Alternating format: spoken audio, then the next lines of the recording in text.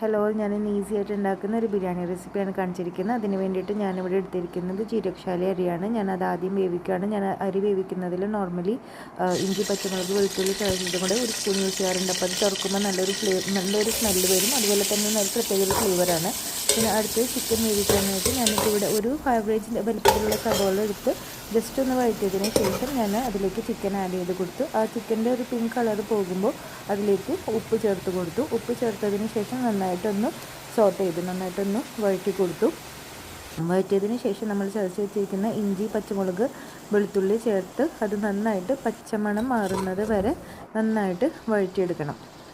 എന്നാലാണ് ആ ഒരു ഫ്ലേവറൊക്കെ ചിക്കൻ്റെ ഉള്ളിലേക്ക് നന്നായിട്ട് പിടിക്കുള്ളൂ. അതിനുശേഷം ഞാൻ വറുത്ത് വച്ചിരിക്കുന്ന സബോള, അതുപോലെ തന്നെ തക്കാളി, ഒരു പിടി മല്ലിയിലയും പുതിനയിലയും, പിന്നെ 3 ടീസ്പൂൺ മല്ലിപ്പൊടി, അതുപോലെ തന്നെ ഒരു 3/4 ടീസ്പൂൺ മഞ്ഞൾപ്പൊടി, പിന്നെ 1 ടീസ്പൂൺ ഗരം മസാല, ഇത്ര കാര്യങ്ങൾ ചേർത്തിട്ടുണ്ട്. അതുകൂടാതെ 2 ടേബിൾ സ്പൂൺ തൈരും കൂടെ ചേർത്ത് നന്നായിട്ട് യോജിപ്പിക്കണം. എന്നിട്ട് നമുക്കത് അടച്ച് വെച്ചിട്ട് വേവിക്കണം.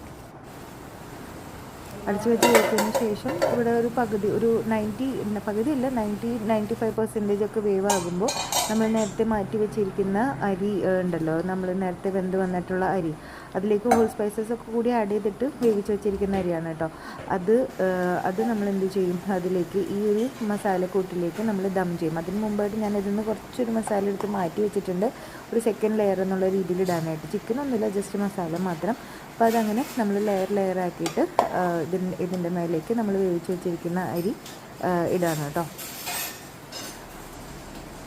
ഇപ്പം ഞാൻ നേരത്തെ പറഞ്ഞ പോലെ തന്നെ ഞാൻ മാറ്റി വെച്ചിരിക്കുന്ന മസാല മാത്രം ജസ്റ്റ് ആ ഒരു ഇടയിൽ നിന്നൊരു ഫ്ലേവർ വരാൻ വേണ്ടിയിട്ട് ആ മസാല മാത്രം ജസ്റ്റ് ഒരു സെക്കൻഡ് ലെയറായിട്ട് ഞാൻ ആഡ് ചെയ്ത് കൊടുത്തിട്ടുണ്ട്. ബാക്കി ചിക്കനെല്ലാം താഴെ തന്നെയാണ് ആഡ് ചെയ്ത് കൊടുത്തിട്ടുണ്ട്. അതിൻ്റെ മേലേക്ക് ബാക്കിയുള്ള റൈസും കൂടെയും ചേർത്ത് നമ്മൾ വറുത്ത് വെച്ചിരിക്കുന്ന സബോള, അതുപോലെ തന്നെ കാഷ്യൂനട്ട്, മല്ലിയിലയും ചേർത്തിട്ട് ഗാർണിഷ് ചെയ്ത് അടച്ച് വേവിക്കണം. ഒരു 15 മിനിറ്റാണ് ലോ ഫ്ലെയിമിൽ ഞാൻ വേവിച്ചിട്ടുള്ളത്.